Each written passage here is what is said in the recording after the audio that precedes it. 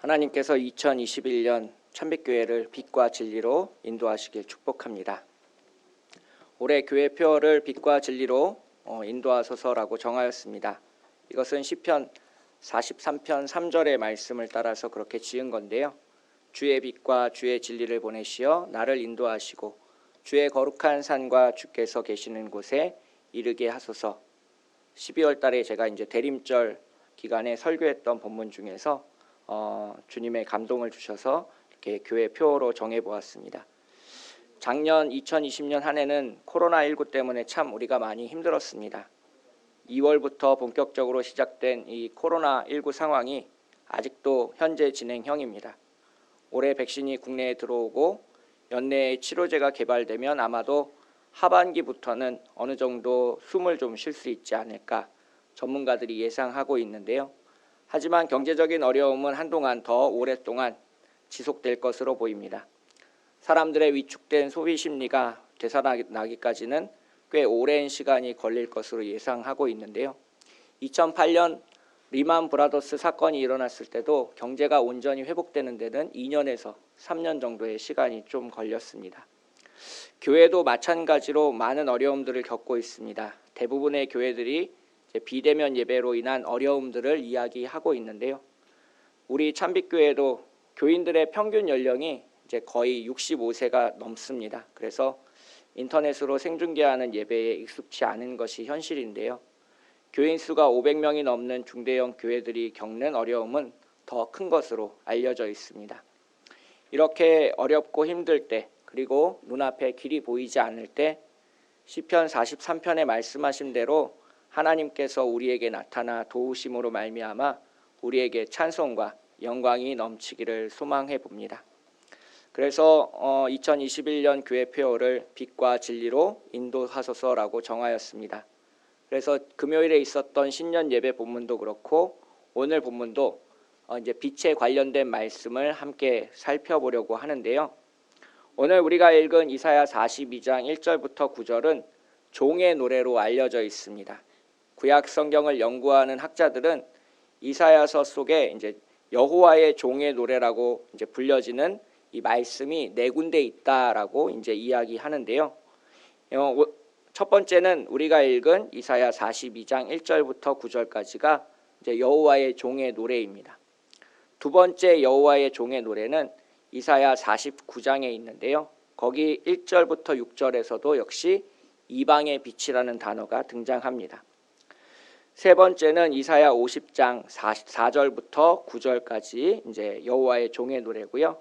마지막 네 번째 여호와의 종의 노래는 여러분도 꽤 잘 알고 있는 성경 본문입니다. 그는 실로 우리의 질고를 지고 우리의 슬픔을 당하였거늘 우리는 생각하기를 그는 징벌을 받아 하나님께 맞으며 고난을 당한다 하였노라. 그가 찔림은 우리의 허물 때문이요 그가 상함은 우리의 죄악 때문이라. 그가 징계를 받음으로 우리는 평화를 누리고 그가 채찍에 맞음으로 우리는 나음을 받았도다. 사순절 기간 동안에 항상 읽는 성경 구절 중에 하나인 이사야 53장 4절 5절을 제가 읽어보았는데요. 바로 이사야 53장이 여호와의 종의 노래입니다. 정확하게 이제 표현하면 이사야 52장 13절부터 이사야 53장 12절까지를 이제 마지막 네 번째 여호와의 종의 노래라고 부르고 있습니다. 이 여호와의 종의 노래가 이사야서에서 중요한 것은 신약 성경에서 예수님과 연관지어서 나타나는 특징을 가지고 있기 때문에 그렇습니다. 오늘 우리가 읽은 본문은 1절부터 9절까지인데요. 1절부터 4절까지 전반부와 5절부터 9절까지의 후반부로 나눠서 살펴볼 수 있습니다. 먼저 1절을 보시면 여호와의 종이 어떤 사람인지에 대해서 나와 있습니다. 내가 붙드는 나의 종, 내 마음에 기뻐하는 자, 곧 내가 택한 사람을 보라. 내가 나의 영을 그에게 주었은즉 그가 이방에 정의를 베풀리라 라고 1절에서 말씀하고 있습니다. 여기서 우리는 여호와의 종, 그 여호와의 종이 하나님 마음에 기뻐하시는 자라는 것을 이제 알 수 있습니다. 이 하나님 마음에 기뻐하는 자가 여호와의 종이다라는 것이 중요한데요. 왜냐하면 복음서에서 예수님께 이 말씀이 그대로 적용되기 때문에 그렇습니다. 예수님께서 이제 세례 요한에게 세례를 받으실 때 세례 요한이 예수님한테 말씀합니다. 당신이 어찌하여 나에게 세례를 받으러 오십니까? 내가 당신에게 세례를 받아야 할 터인데 어찌하여 당신께서 나에게 오셨습니까? 라고 이제 마태복음 3장에서 이야기하는 장면이 나오는데요. 예수님께서 세례 요한에게 이것을 하여서 우리에게 합당한 의를 행하라 라고 말씀하시고 이제 세례를 받으시는 장면이 등장합니다. 그렇게 예수님께서 세례를 받으시고 하늘에서 소리가 울려 퍼지는데요. 마태복음 3장 16절 17절을 보시면 그때의 장면을 이렇게 묘사하고 있습니다.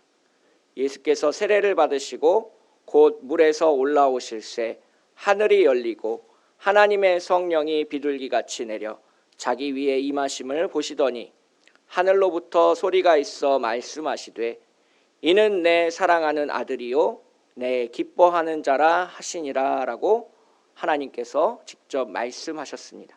즉 예수님께서 세례 받으실 때 내 사랑하는 아들이요 내 기뻐하는 자라는 표현이 바로 이사야 42장에서 이제 울려 퍼지던 말씀과 동일한 말씀이라는 것을 우리는 알 수 있습니다. 또한 예수님께서 하나님 마음에 기뻐하는 자라는 것은 마태복음 17장에 한 번 더 울려 퍼지는데요. 예수님께서 이제 변화산에 올라가셔서 모세와 엘리야와 대화를 나누시는 장면이 등장합니다. 그때 이제 베드로는 잠에서 얼떨결에 깨어서 우리가 여기다가 초막셋을 짓고 영원히 살고 싶습니다라고 예수님께 말하는 장면이 등장하는데요.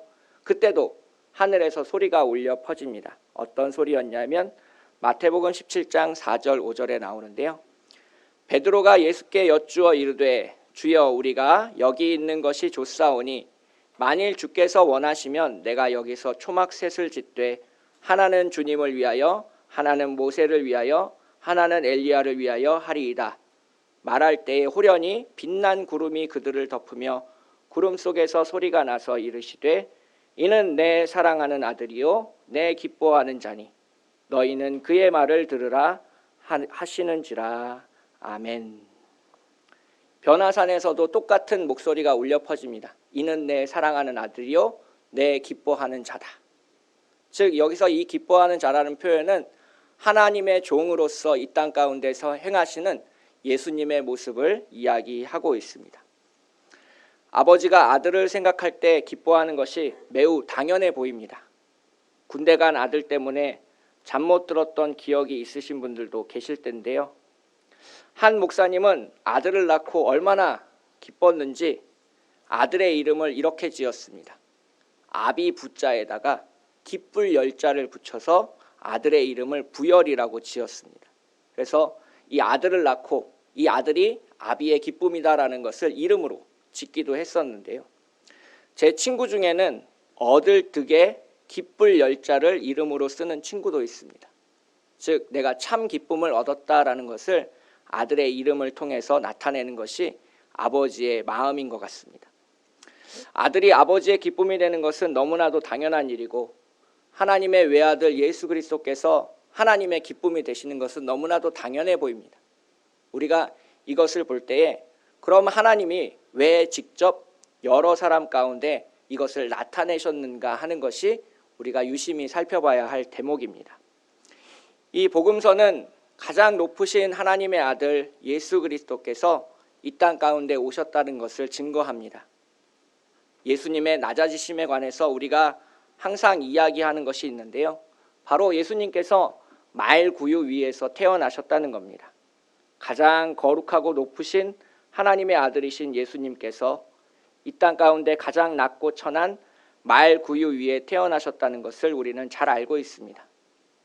이 구유라는 것은 말이나 소에게 이제 먹이를 줄 때 사용하는 통을 의미하게 됩니다. 그리고 보통 말이나 소에게 먹이를 주는 일을 담당하는 사람은 바로 종이 해야 되는 일입니다. 예수님께서 말구유에서 태어나셨다는 것은 우리가 잘 알고 있는 이 땅 가운데 가장 낮은 곳에서 태어나셨다라는 의미도 있지만 두 번째 의미가 있습니다. 그것은 예수님께서 말구유의 먹이를 채우시는 종의 모습으로 이 땅 가운데 오셨다라는 것을 분명하게 이야기하고 있는 겁니다. 예수님의 탄생 자체가 하나님을 섬기기 위한 종으로서 이 땅 가운데 태어나셨다라는 것을 보여주기 위해서 예수님은 말 구유 위에서 태어나신 것입니다. 예수님께서 하나님의 종으로서 일하기 위해 오셨다는 것을 예수님 입술로 그렇게 말씀하시는 장면을 우리는 찾아볼 수 있습니다. 마태복음 12장에서 더 분명히 알 수 있는데요. 예수님은 많은 사람들을 고쳐주시고 자신이 메시아인 것을 비밀로 할 것을 이야기하시면서 오늘 본문 이사야 42장을 인용해서 말씀하시는 장면이 등장합니다. 함께 찾아서 읽어보도록 하겠습니다. 마태복음 12장 15절부터 21절까지입니다. 신약성경 18쪽에 있습니다.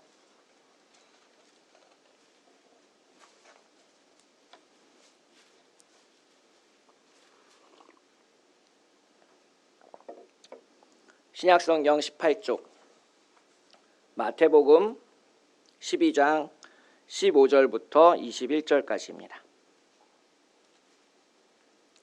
신약성경 18쪽 마태복음 12장 15절부터 21절까지입니다. 다 찾으신 줄 알고 한 목소리로 함께 읽겠습니다. 예수께서 아시고 거기를 떠나가시니 많은 사람이 따르는지라. 예수께서 그들의 병을 다 고치시고 자기를 나타내지 말라 경고하셨으니 이는 선지자 이사야를 통하여 말씀하신 바 보라 내가 택한 종 곧 내 마음에 기뻐하는 바 내가 사랑하는 자로다. 내가 내 영을 그에게 줄 터이니 그가 심판을 이방에 알게 하리라. 그는 다투지도 아니하며 들레지도 아니하리니 아무도 길에서 그 소리를 듣지 못하리라. 상한 갈대를 꺾지 아니하며 꺼져가는 심지를 끄지 아니하기를 심판하여 이길 때까지 하리니 또한 이방들이 그의 이름을 바라리라 함을 이루려 하심이니라. 아멘.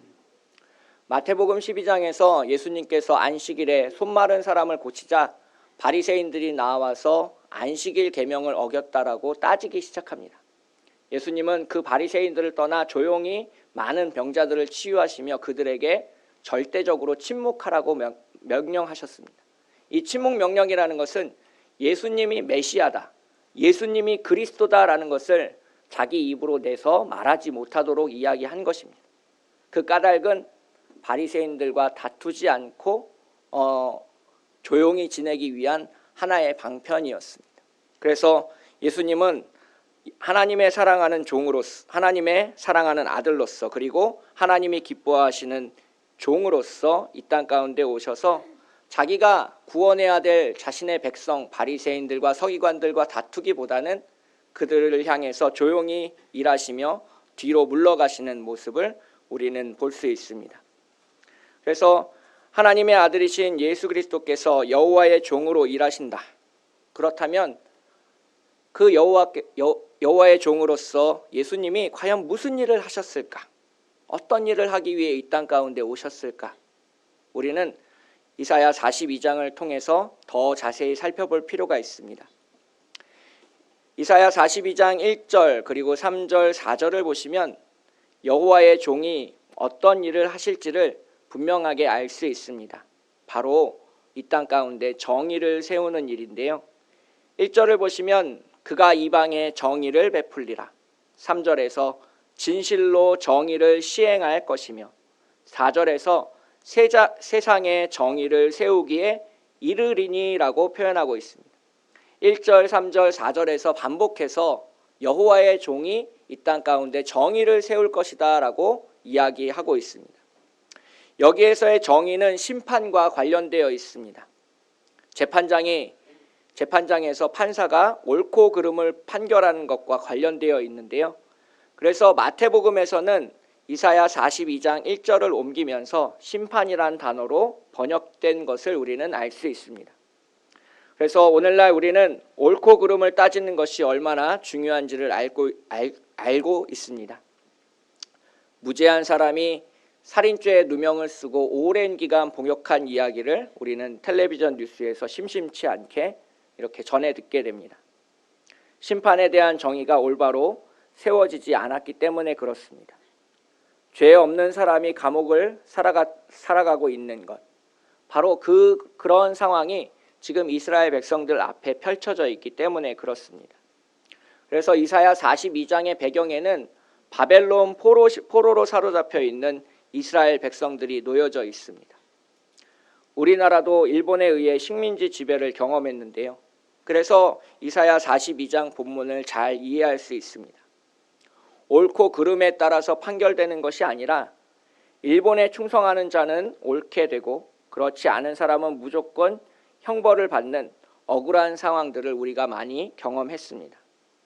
바벨론의 포로로 사로잡혀가 있는 이스라엘 백성들도 비슷한 상황이었습니다. 유대인들은 포로로 사로잡혀가 있지만 자신들의 신앙을 결코 저버리지 않았습니다. 그 어떤 우상에게도 절하지 않았고 또한 예배하지 않았습니다. 다민족, 다문화, 다신교 사회였던 이 바벨론 제국은 이 유대인들을 제대로 이해하지 못했고 그로 인해서 유대인들은 많은 핍박과 고난을 경험해야 했습니다. 그러한 포로 시대, 이스라엘 백성들은 이 포로 시대를 빛이 없는 시대다라고 불렀습니다. 출애굽할 때 자신들을 인도해 주셨던 하나님의 빛이 사라진 시대, 바로 70년간의 바벨론 포로 시대를 이야기하고 있습니다. 칠흑 같은 어둠으로 인해서 그들이 경험한 것은 절망이었고 낭망이었습니다. 어떻게 살아가야 할지도 무엇을 해야 할지도 알지 못하는 그러한 상황 가운데서 백성들은 그것을 어두움에 비유했고 자신들을 맹인과 같다라고 여기게 되었습니다. 한 치 앞도 보이지 않는 어둠이 깔려있는 시대, 절망의 시대, 그러한 시대 가운데 하나님이 하시는 일은 여호와의 종을 보내시는 것입니다. 우리가 살고 있는 이 시대가 더 어둠 속으로 치달을수록, 우리가 더 많은 절망을 경험할수록 포기하지 않고 계속 기도해야 되는 까닭이 여기 있는데요.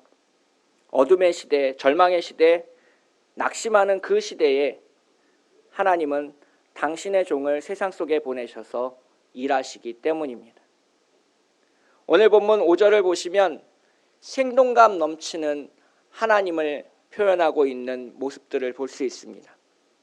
하늘을 창조하여 펴시고 땅과 그 소산을 내시며 땅 위의 백성에게 호흡을 주시며 땅에 행하는 자에게 영을 주시는 하나님 여호와께서 우리에게 말씀하고 계신다라고 이야기하고 있습니다.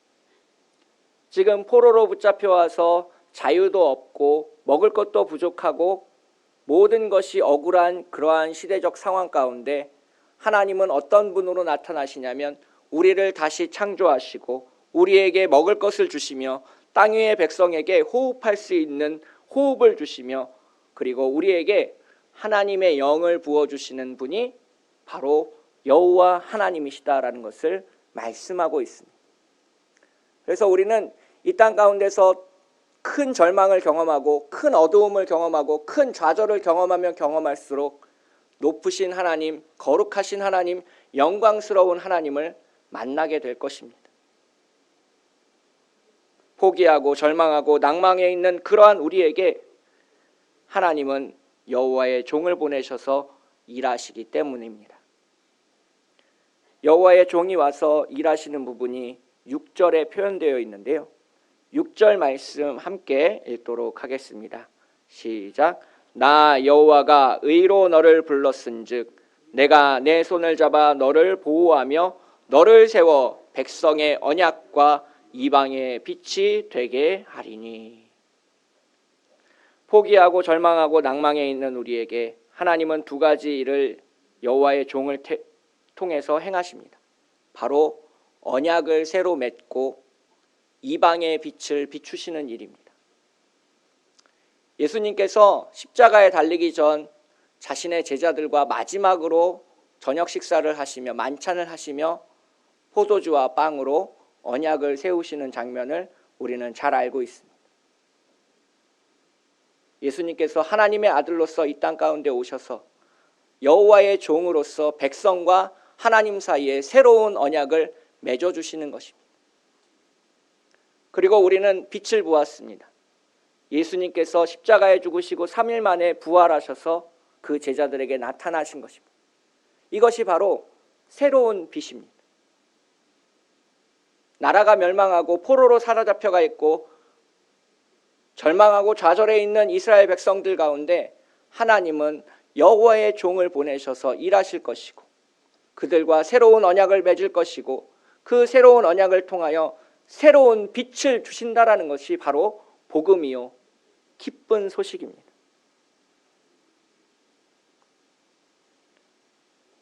예수님께서 새로운 언약을 맺게 하시고 새로운 빛이 된다는 것을 우리가 어떻게 알 수 있을까요? 7절 말씀을 보면 내가 눈먼 자들의 눈을 밝히며 갇힌 자를 감옥에서 이끌어내며 흑암에 앉은 자를 감방에서 나오게 하리라 라고 말씀하고 있습니다. 복음서에서 병자들의 치유가 그렇게 많이 일어나는 까닭은 우리가 그것을 보고 치유를 경험하기 위한 것도 있지만 그보다 더 중요한 의미가 담겨져 있습니다. 치유의 기적을 통해서 치유의 기적을 행하신 그 예수님이 누구인지를 똑바로 바라보게 하기 위함입니다. 맹인이 눈을 떠서 제일 먼저 보는 것이 누구겠습니까? 예수님 아니겠습니까? 나를 눈뜨게 해서 다시 보게 해주신 분이 저 예수님이라면 예수님이야말로 메시아이고 그리스도이고 구원자이시라는 것을 확신하지 않겠습니까?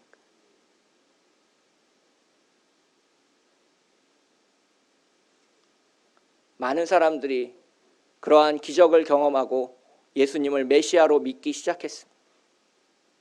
그 기적의 소식을 들은 많은 또 다른 사람들이 예수님께 와 질문하기 시작합니다. 세례 요한의 제자들이 예수님께 와서 질문했습니다. 오실 그이가 당신이오니까. 여기서 오실 그이라는 것은 메시아를 말합니다. 메시아가 당신이오니까, 그리스도가 당신이오니까 우리가 다른 일을 기다리오리이까. 마태복음 11장에서 세례 요한의 제자들이 예수님께 찾아와서 이런 질문을 하게 됩니다. 예수님께서 그들에게 이렇게 대답하십니다. 예수께서 대답하여 이르시되 너희가 가서 듣고 보는 것을 요한에게 알리되 맹인이 보며 못 걷는 사람이 걸으며 나병 환자가 깨끗함을 받으며 못 듣는 자가 들으며 죽은 자가 살아나며 가난한 자에게 복음이 전파된다 하라. 하나님의 아들 예수 그리스도께서 말구유 위에 태어나셔서 이 땅 가운데 오셔서 가난한 사람들과 약자들을 고쳐주시며 그들에게 하나님의 은혜를 더하신 까닭은 바로 하나님을 섬기는 종으로서 이 어두운 시대에 새로운 빛과 진리와 사랑을 전해주기 위해서였습니다. 많은 사람들은 예수님이 베푸시는 기적을 보고 쫓아갔지만 예수님이 기적을 행하시는 진짜 목적은 하나님께서 이스라엘 백성들과 새로운 언약을 맺으셔서 너희를 하나님의 백성의 자녀로 부르시고 너희의 죄인된 그 상태를 깨끗게 하셔서 온전히 주님의 백성으로 주님의 자녀로 다시 만드실 것이라는 약속을, 그 빛을, 그 복음을 우리에게 전하여 주시기 위해서였습니다. 예수님이 살던 시대도 우리가 살고 있는 이 시대만큼이나 어두운 시대였습니다. 이스라엘은 로마 제국의 식민지로 살아가고 있었습니다. 그 어두운 시대에, 그 절망의 시대에 예수님은 새로운 빛으로 오셨습니다. 요한복음 8장 12절에서 예수님은 자기 자신을 빛이라고 말씀하시면서 이렇게 말씀하셨습니다. 예수께서 또 말씀하여 이르시되 나는 세상의 빛이니 나를 따르는 자는 어둠에 다니지 아니하고 생명의 빛을 얻으리라. 새로운 빛으로 오신 예수님, 새로운 약속으로 오신 예수님을 따라가는 자가 생명을 얻고 진리를 취하고 영생을 얻게 된다는 것이 복음서가 이야기하고 있는 참 진리요, 참 생명이요, 참 하나님 말씀입니다. 그 새로운 빛을 통해서 우리는 어디에 우리가 서 있고 어디로 나아가야 되는지를 알 수 있습니다. 금요일 날 신년 예배 때 시편 119편 105절의 말씀을 읽었습니다. 주의 말씀은 내 발의 등이요 내 길의 빛이니이다. 새로운 빛으로 오신 예수님께서 우리가 가야 할 길을 알려주시고 우리가 경험해야 될 것들을 보여주시고 우리가 쫓아야 될 것을 분명하게 하십니다. 그것은 이 세상에 속한 것이 아니라 하나님 나라에 속한 것이고 주님께 속한 것이고 은혜에 속한 것입니다. 이 세상 속에서 원망하며 불평하며 아파하며 살아가는 것이 아니라 주님이 우리에게 주시는 그 새로운 빛을 쫓아 하나님 나라에 나아가는 우리 모두가 되시기를 축복하겠습니다. 그렇게 새로운 언약을 맺고 새로운 빛을 경험한 우리가 해야 할 일은 무엇일까요? 그것은 이사야 42장 8절에 기록되어 있습니다. 나는 여호와이니 이는 내 이름이라. 나는 내 영광을 다른 자에게 내 찬송을 우상에게 주지 아니하리라. 영광과 찬송은 오직 주님에게 부르심 받은 자들에게만 허락되어져 있습니다. 새로운 빛을 쫓아가는 사람들, 예수 그리스도의 빛을 알아가고 그것을 위해서 헌신하며 오늘을 살아가고 있는 그리스도인들에게 영광과 찬송은 당연한 것이고 주님께서 예비한 것이고 주님이 받으시는 것입니다. 우리의 삶은 기본적으로 찬양과 경배와 기도입니다. 그 빛 앞에, 그 복음의 소식 앞에, 기쁜 소식 앞에 우리가 무릎 꿇고 나아가 경배하는, 찬양하는, 영광을 돌리는 삶이 내가 택한 종, 내 마음에 기뻐한 자, 오늘 본문 속에 등장하는 여호와의 종으로서 하나님의 자녀로서 우리 모두가 살아가야 될 길이 아닌가 싶습니다. 함께 기도하겠습니다. 사랑과 은혜가 풍성하신 하나님 아버지, 주님의 은혜를 맛보며 오늘을 살아가게 인도하여 주시옵시고 이 어두운 절망의 시대에 교회가 세상으로부터 많은 핍박을 경험하고 교회의 힘이 약해져 가고 있는 이 시대에 주님의 새로운 빛을 쫓아 나아가게 하시고 주님의 말씀이 우리의 길이 보여지게 하시고 하나님과 함께 동행하며 기쁨의 영광의 찬양을 부르며 나아가는 참빛교회 교우들이 되게 하여 주시옵소서. 거룩하고 아름다우신 우리를 사랑하시는 예수님의 이름으로 간절히 기도합니다. 아멘.